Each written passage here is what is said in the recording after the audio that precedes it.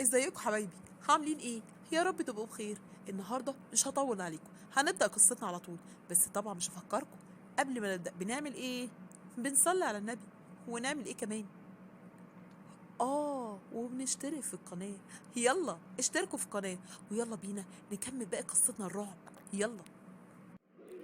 الو. ايوه يا ماما. ايه يا رامي؟ ايه يا ابني يا حبيبي، انت فين؟ انا بدور عليك. قبل ما اقولك اي حاجه، ماما انا عايز اسالك سؤال. انت ازاي تعرفي ايه الشغالين اللي كانوا عند جدي في القصر؟ شغالين؟ شغالين ايه يا ابني؟ دول الله يرحمهم، ماتوا بقالهم كام سنه. واللي عمل فيهم كده هو جدك. هو جدك كمان، هو اللي عمل في نفسه كده. ايه؟ هو انت مش كلمتي الشغالين؟ حتى بأمارة الست غالية، هي اللي قالت لي ان انت اللي قلت لها على الفطار اللي انا بحبه.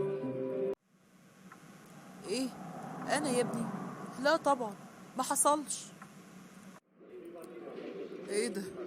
انا ما بقتش فاهم حاجه. ازاي؟ انا كلمتك وسالتك عليهم وقلتي لي ان جدك سايبهم لك في القصر. انا؟ لا طبعا يا ابني. اذا كان انت عارف ان انا مقاطعه جدك، وكمان انت ايه اللي وداك القصر دي من ساعه ما وصلت بالسلامه؟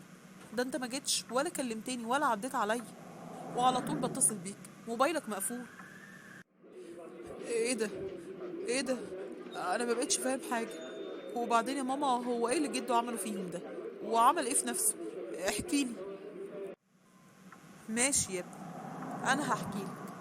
جدك كان عينه من البت نادية اللي كانت شغالة في القصر، وهي كمان كانت عينها عليه، عايزة توقعه. طبعا عشان راجل كبير ومش هيطول في الدنيا، وبعد ما يموت هتاخد اللي وراه واللي قدامه، لحد ما جرته.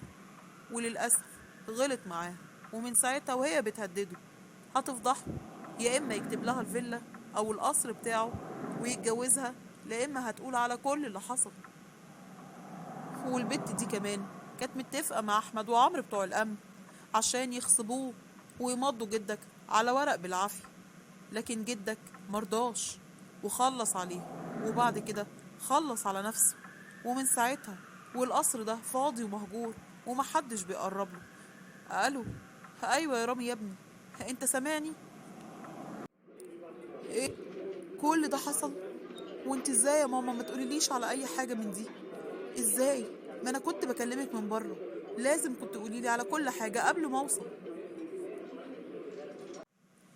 معلش يا ابني سامحني، ما جاش في بالي خالص انك اول ما هتنزل هتروح على هناك.